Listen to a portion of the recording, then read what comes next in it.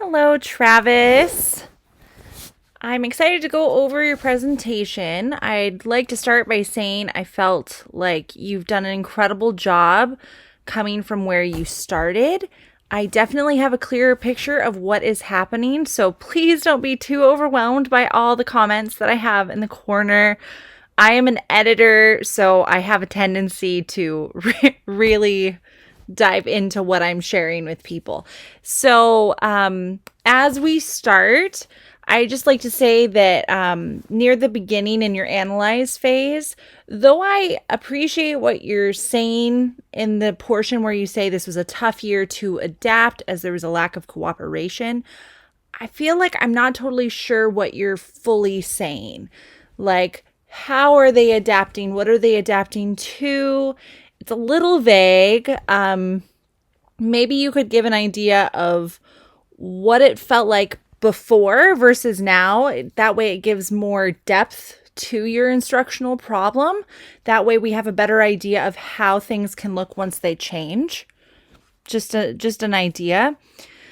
Also, I know I've kind of mentioned this before, but I would love to hear more about your diverse group that you're talking about. Is there a possible way that you could share more about the specifics of the kinds of different students that you're working with? Like, I know in the program I currently work with and after school, we work primarily with white Caucasian, and then our next largest group is Hispanic Latino, and then our next largest group is Black African American, and then we have a very small Asian group. So, showing that diversity could help show the difference. And that way, again, you can show how your group before was this percentage, maybe versus the group now that is now this percentage. Again, that way it just shows more depth to what you're trying to share so that whoever's looking at this, your client, will understand the reason that they're fully participating in this, Also, I would like to mention, I really enjoyed how you mentioned the misunderstanding of cultural differences. It may or may not have been based on our live session this week, but I know when Dr. Deason talked about the cultural differences and how if you interact that into or incorporate it into what you're doing here, then it can definitely help the organization if you're following how their cultural differences. So great job on that. I'm just going to scroll down a bit to your learning objectives. So I noticed that you did sort of copied and pasted this part from your previous objective so that it still says in this lesson. I think since this objective is supposed to be more of a clear, concise version, you probably don't need to say in this lesson. It also makes it feel like it's a focus on a lesson rather than the student process of learning. So hopefully that makes sense. And then in your objective number 2, I noticed you said you're trying to figure out how to work the D into the objective. So something I kind of wondered was, could you have them role play as the real life scenario? You mentioned that you'll be using Coco. Maybe you could take a moment from the script or something, or have them play it out as if they were that character. That way it's also something that's fun. And later you'll notice in my notes that I worried a little bit about what you currently have, that for your age group, that it might be a little too heavy. So maybe mixing something lighter. So trying to put in some activities along with your discussions, it might make it a little bit more learner friendly for you, because otherwise it might feel like a lecture, and we don't want that either, since with students, they might not take that as well.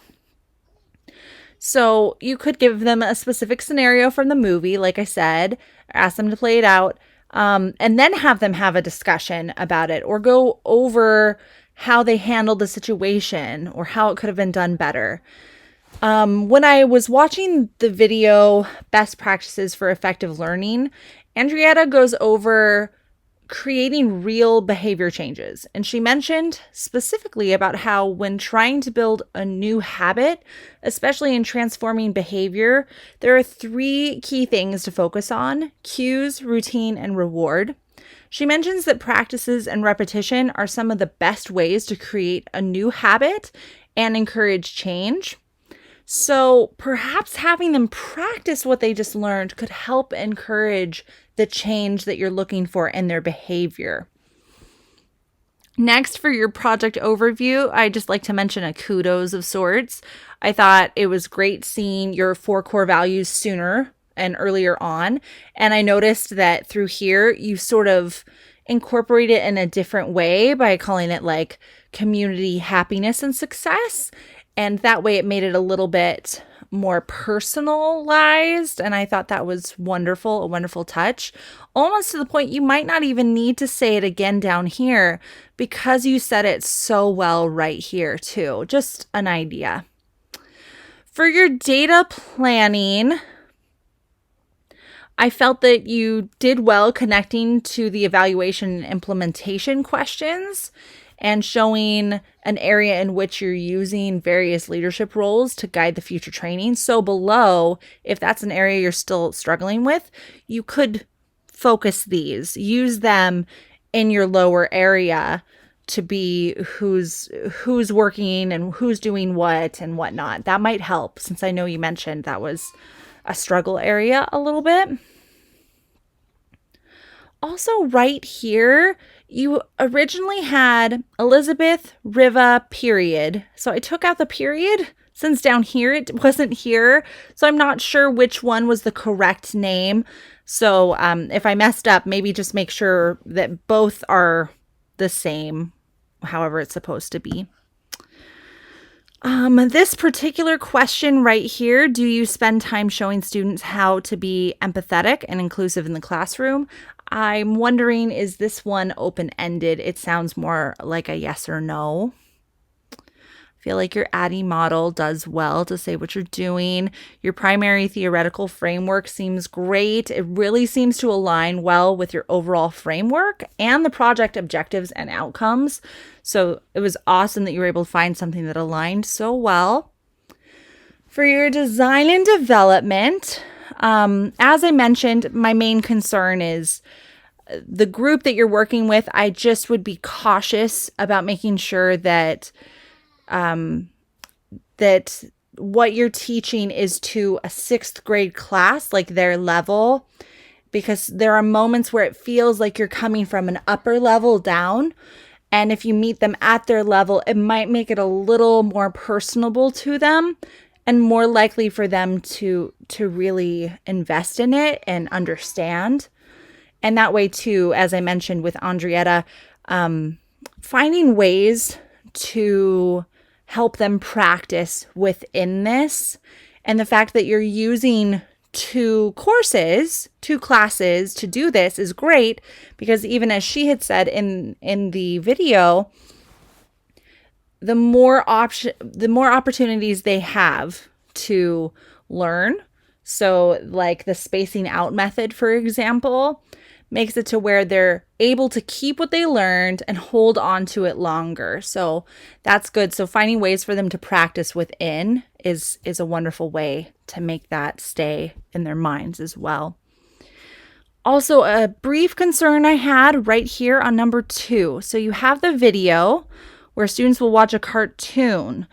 I'm wondering what the cartoon is. Is it a specific video?